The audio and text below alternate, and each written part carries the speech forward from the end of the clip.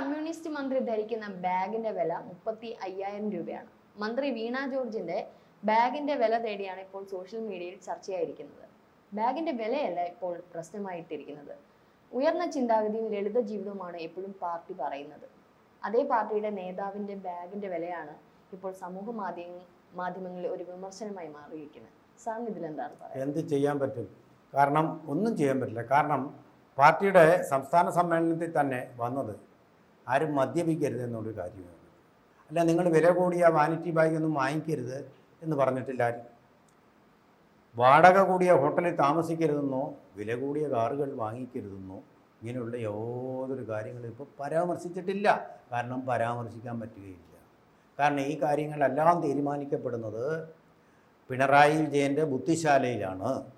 ആ പിണറായി വിജയൻ്റെ ബുദ്ധിശാലയിൽ ഇങ്ങനെയുള്ള ഒന്നും വിളയുകയില്ല. കാരണം അദ്ദേഹം മദ്യപാനിയല്ല, മദ്യം കഴിക്കത്തില്ല. അദ്ദേഹത്തിൻ്റെ അച്ഛൻ മദ്യം ചെത്തുന്ന ആളായിരുന്നു, തൊഴിലാളിയായിരുന്നു, ഒരു തൊഴിലാളി വർഗ പ്രതിനിധി, അന്തസ്സുള്ള തൊഴിലാളി. പക്ഷേ ഇദ്ദേഹം ഈ കമ്മ്യൂണിസ്റ്റിൻ്റെ മൂല്യങ്ങളെ ആകെപ്പാടെ ചവിട്ടി വിരിച്ചു. ആഡംബരം മാത്രമല്ല, അദ്ദേഹത്തിന് ഇന്നോവ ക്രിസ്റ്റ കാർ തന്നെ വേണം. അതിൻ്റെ കൂടെ 40 അകമ്പടി വാഹനങ്ങൾ വേണം. ഹെലികോപ്റ്ററുണ്ട്, 1 മാസമായിട്ട് കൂട്ടിയിട്ടിരിക്കുക, അത് എങ്ങോട്ടും പറന്നിട്ടില്ല. പക്ഷേ അതിന് 5 കോടി രൂപ, 5 ലക്ഷം രൂപ വാടക എല്ലാ മാസവും കൊടുത്തുകൊണ്ടിരിക്കണം. ഈ കൊച്ചു കേരളത്തിൽ ഇട്ടാവട്ടം പോരുന്ന ഒരു സംസ്ഥാനത്ത് ഹെലികോപ്റ്റർ വെച്ചുകൊണ്ട് എന്ത് കാര്യമാണ് ചെയ്യുന്നത്? എന്ത് കാര്യം സാധിക്കാനാണ്? പക്ഷേ സാർ, തിരിച്ചൊരു കാര്യം നമുക്ക് ചോദിക്കുന്നവരുണ്ട്. വീണ ജോർജ് എന്ന് പറയുന്ന വളരെ പാരമ്പര്യമുള്ള കുടുംബമുള്ളവരാണ്, ഒരുപാട് സാമ്പത്തിക ശേഷിയുള്ളവരാണോ, 1-2 തലമുറകൾക്ക് അധികമായിട്ട് സമ്പാദ്യമുള്ള ഒരു കുടുംബത്തിലാണ് വീണ ജോർജിന്റെ ഭർത്താവിന്റെ ഫാമിലിയൊക്കെ അത്തരത്തിൽ ഉയർന്ന കുടുംബ ഭദ്രതയുള്ളവരാണ്. അപ്പൊ അത്തരത്തിൽ വേണമെങ്കിൽ ഭർത്താവ് വാങ്ങിക്കൊടുത്താൽ എന്തുകൊണ്ട് വീണ ജോർജ് ധരിച്ചാൽ എന്താണ് പ്രശ്നം? കമ്മ്യൂണിസ്റ്റ് സംസ്കാരം ഉൾക്കൊള്ളുമ്പോൾ നിങ്ങൾ ഈ ആഡംബരം ഉപേക്ഷിക്കണമെന്ന് പറയുന്നതിൻ്റെ കാര്യം, നിങ്ങളുടെ ആഡംബരം മറ്റുള്ളവരെ നൊമ്പരപ്പെടുത്തുമെന്നുള്ളതുകൊണ്ടാണ്. നൊമ്പരം വലിയൊരു നൊമ്പരമാണ്. ഇപ്പോൾ രഞ്ജിനി പണക്കാരിയാണ്. രഞ്ജിനി വലിയൊരു മൊബൈൽ ഐപോഡ് വാങ്ങിക്കുന്നു. ഞാനിപ്പുറത്ത് എന്നെക്കൊണ്ട് അതിന് സാധിക്കുന്നില്ലെങ്കിൽ ഒരു സാധാരണ ഫോൺ മാത്രമേ വാങ്ങിക്കാൻ പറ്റുമെങ്കിൽ അന്തരം ഒരു നൊമ്പരമായിട്ട് നമ്മുടെ അന്തരംഗത്തിൽ ഇങ്ങനെ എപ്പോഴും ഒരു തരംഗമായിട്ട് കൊണ്ടിരിക്കും. അത് വലിയ വേദനയും.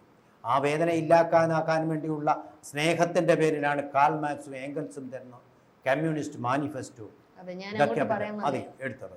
നോക്കൂ, ഇത് എഴുതിയ കമ്മ്യൂണിസ്റ്റ് മാർക്സിസ്റ്റ് പാർട്ടി ആചാര്യനായ കാൾ മാർക്സ് ഒരു ധനികനോ വലിയ കുടുംബത്തിൽ ജനിച്ച ആളുമായിരുന്നില്ല. അദ്ദേഹത്തിൻ്റെ മക്കൾ പട്ടിണി കിടന്ന് മരിച്ചു. ആ സ്നേഹനിധിയായ മനുഷ്യൻ ഈ കമ്മ്യൂണിസ്റ്റ് ഉണ്ടാക്കി വെച്ചത് അതിൻ്റെ സ്പിരിറ്റ് ഉൾക്കൊള്ളണം. നിങ്ങൾ ഈ ആഡംബരം കാണിക്കുകയല്ല. അങ്ങനെയാണെങ്കിൽ ഏലംകുളത്ത് മനക്കൽ ശങ്കരൻ നമ്പൂതിരിപ്പാട് ഈ വീണ ജോർജിൻ്റെ കുടുംബത്തിനേക്കാളും 10 മടങ്ങ് സ്വത്തിൻ്റെ അവകാശിയായിരുന്നു. അദ്ദേഹത്തിൻ്റെ കോട്ടയത്തെ ആര്യാന്തർജനത്തിൻ്റെ വീട് ഞാൻ കണ്ടിട്ടുണ്ട്, അതൊന്ന് കാണണം. അതുപോലും ഇതിനേക്കാൾ എത്രയോ കോടികൾ വിലമതിക്കുന്നതും അതുപോലെ തന്നെ എത്രയോ അധികം മൂല്യമുള്ളതുമായ ഒരു തറവാടാണത്.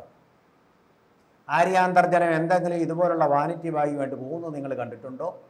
ആര്യാന്തർജനം ഒരിക്കൽ ഒരു സാരി വാങ്ങിക്കാനുള്ള കൊതി പറഞ്ഞപ്പോൾ EMS നമ്പൂതിരിപ്പാട് ഇവിടെ ഗാന്ധാരി അമ്മൻ കോവിൽ ക്ഷേത്രത്തിനടുത്തുള്ള വസതിയിലിരുന്നു. ഇതൊരു സാധാരണ വീടായിരുന്നു, ഞാനവിടെ പോയിട്ടുണ്ട്. പറഞ്ഞത് നോക്കട്ടെ, പാർട്ടിയുടെ ഈ മാസത്തെ നമുക്ക് കിട്ടുന്ന ഒരു ഓഹരി ഉണ്ടല്ലോ, ആ ഓഹരി വരുമ്പോൾ അതിലുണ്ടെങ്കിൽ വാങ്ങിച്ച് തരാം. കടയുടമയ്ക്ക് ഒരു കുറിപ്പ് എഴുതി കൊടുത്തു. അതെ, ഇത്തരത്തിലൊരു സാരി, അതും വില കുറഞ്ഞ സാരി തന്റെ മകൾക്ക് കടമായി നൽകണം എന്ന് EMS നമ്പൂതിരിപ്പാട് സാറ് പറഞ്ഞ പോലെ എത്രയോ സാമ്പത്തിക ശേഷിയുള്ള ഒരു കുടുംബത്തിൽ നിന്നാണ്. അതാണ് കമ്മ്യൂണിസ്റ്റ് സംസ്കാരം എന്ന് പറയുന്നത്. ആ സംസ്കാരം ഉൾക്കൊള്ളാത്ത ആളാണ് വീണ ജോർജ് എന്നുള്ളതാണ്. നമ്മൾ പറയുന്നില്ല, ഏലംകുളത്ത് മനക്കൽ ശങ്കരൻ നമ്പൂതിരിപ്പാട് അദ്ദേഹത്തിൻ്റെ തറവാട് മുഴുവൻ പാർട്ടിക്ക് വേണ്ടി ദാനം ചെയ്തു. അതിൻ്റെ വില മുഴുവൻ പാർട്ടിക്ക് കിട്ടി. അതിൽ നിന്നാണ് പാർട്ടി ഇവിടെ പടുത്തുയർത്തിയത്. ആ പാർട്ടിയുടെ ബാനറിലാണ് മന്ത്രിയായിട്ട് ഞെളിയുന്നത് താനെന്ന് വീണ ജോർജ് ഓർക്കണം. ആ ഓർമ്മകൾ വേണം, ഓർമ്മകൾ ഉണ്ടായിരിക്കണം. KR ഗൗരിയമ്മ അതുപോലെ എത്രയോ ഉദാഹരണങ്ങൾ നമുക്ക് ചൂണ്ടിക്കാണിക്കാൻ പറ്റും. ഇപ്പോഴും ജീവിച്ചിരിക്കുന്ന ഉദാഹരണമാണ് PK ഗുരുദാസൻ. സ്വന്തമായിട്ടൊരു വീട് പോലും വയ്ക്കാൻ ഉള്ള പണം അഴിമതിയിലൂടെ കണ്ടെത്താത്ത അപൂർവം ചില കമ്മ്യൂണിസ്റ്റ് നേതാക്കളുടെ. നമ്മൾ കൈകൂപ്പി ബഹുമാനിക്കേണ്ട ആൾക്കാരാണ്. അതുപോലെ PK വാസുദേവൻ നായർ മുഖ്യമന്ത്രിയായിട്ട് ഭരിച്ചിട്ട് ആ മുഖ്യമന്ത്രി പദം പാർട്ടികളുടെ കമ്മ്യൂണിസ്റ്റ് പാർട്ടികളുടെ ഐക്യത്തിന് വേണ്ടി ബലി കഴിച്ചിട്ട് അദ്ദേഹം പോകുമ്പോൾ ഞാൻ കണ്ടു അദ്ദേഹം ഒരു മുണ്ട് മടക്കി കെട്ടി ഒരു പെട്ടിയും പിടിച്ചുകൊണ്ട് ബസ്സിൽ കയറുകയാണ്, ആൾക്കാരുടെ കൂടെ തിരക്ക് കൂട്ടുകയാണ്, ആൾക്കാരുടെ തള്ളിക്കയറിയാണ് പെരുമ്പാവൂരിലേക്ക് തിരിച്ചു പോകുന്നത്. മഹനീയ ഉദാഹരണങ്ങൾ. അതുപോലെ അച്യുതമേനോൻ മുഖ്യമന്ത്രിയായി ഇരുന്നപ്പോൾ ലാളിത്യം പുലർത്തി. അത് കഴിഞ്ഞിട്ടും തേക്കിൻകാട് മൈതാനത്തിലൂടെ ഒരു സാധാരണ സഞ്ചാരിയായിട്ട് കാൽനടയായിട്ട് കാലൻ കുടയും പിടിച്ച് നടക്കുമായിരുന്നു, സാധാരണക്കാരനായിട്ട്. അങ്ങനെയാണ് അച്യുതമേനോൻ. അദ്ദേഹത്തിൻ്റെ മകന് റഷ്യയിൽ സോവിയറ്റ് യൂണിയനിൽ അദ്ദേഹം ഒരു വാക്ക് പറഞ്ഞാൽ അന്ന് MBBS അഡ്മിഷൻ കിട്ടുമായിരുന്നു. ഈ മകൻ രാമൻകുട്ടി അത് ആവശ്യപ്പെടുകയും ചെയ്തു. ഇല്ല, പാർട്ടിയുടെ ശുപാർശ ഞാൻ നൽകുകയില്ല, കമ്മ്യൂണിസ്റ്റുകാരൻ ഒരിക്കലും അങ്ങനെ ചെയ്യാൻ പറ്റുകയില്ല. അതാണ് സംസ്കാരം. അതേപോലെ ബംഗാളിലെ രഥപ്രതാപ് ബാനർജി എന്ന് പറയുന്ന ഒരു യുവ നേതാവ് ഉണ്ടായിരുന്നു കമ്മ്യൂണിസ്റ്റ് പാർട്ടിയുടെ. അദ്ദേഹം ഒരു ആപ്പിൾ വാച്ച് ധരിച്ചു എന്നതിന്റെ പേരിലാണ് അന്ന് പാർട്ടി ഇതേ CPM പാർട്ടി പുറത്താക്കിയത് അല്ലേ? അത് പുറം ലോകം അറിഞ്ഞില്ലെങ്കിലും ശരിക്കും പാർട്ടി പുറത്താക്കാനുള്ള കാരണം ഇത്ര ആഡംബര വസ്തു ധരിച്ചത് കൊണ്ടാണ്. ഇതൊക്കെ CPM കേരളത്തിലെ പാർട്ടി മറന്നു പോവുകയാണോ? അതുപോലെ തന്നെ എത്രയോ ഉദാഹരണങ്ങൾ, തിളങ്ങുന്ന ഉദാഹരണങ്ങൾ ഈ പാർട്ടിയിൽ തന്നെയുണ്ട്. സിംപ്ലിസിറ്റിയുടെ ആചാര്യന്മാരായിട്ട്, ലാളിത്യത്തിൻ്റെ ആചാര്യന്മാർ, ഉയർന്ന ചിന്തയുമായിട്ട് നടക്കുന്ന എത്രയോ പേരുള്ള ഒരു പാർട്ടിയാണ്. ഈ പാർട്ടിക്ക് പേര് ദോഷം ഉണ്ടാക്കുകയാണ്. ഇത് നമ്മളല്ല പറയുന്നത്, പത്മകുമാർ, പത്തനംതിട്ടയിൽ നിന്ന് തന്നെയുള്ള പത്മകുമാർ ആണിത് പറയുന്നത്. മതപരമായ പരിഗണന വെച്ചിട്ട് പാർട്ടിയിലേക്ക് ഓരോ സ്ഥാനങ്ങൾ കൊടുക്കുക എന്ന് പറയുന്ന കമ്മ്യൂണിസ്റ്റ് സംസ്കാരത്തിൻ്റെ ഭാഗമല്ല.